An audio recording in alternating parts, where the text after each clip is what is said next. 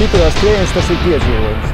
Es atceros, kad pirmo reizi es skrējis, ja, es pat negaidīju, ka būs tik forši, ja, tik interesanti, tik daudz sapulcēsies cilvēku. Ja. Tā ir spēja sevi pārvarēt grūtā brīdī, tā ir spēja cīnīties, tā ir spēja varbūt kaut kur pārvarēt šo sāpju slieksni, vai arī personāli kaut kur nokrist vai kā tam līdzīgi.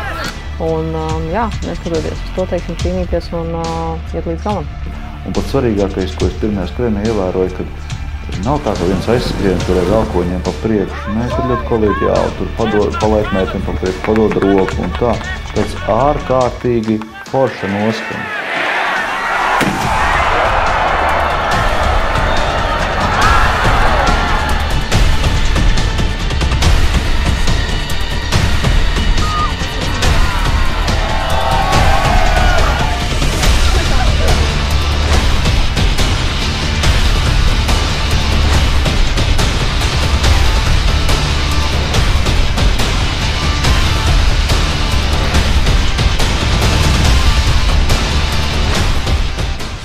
Rīktīgi, ok, super!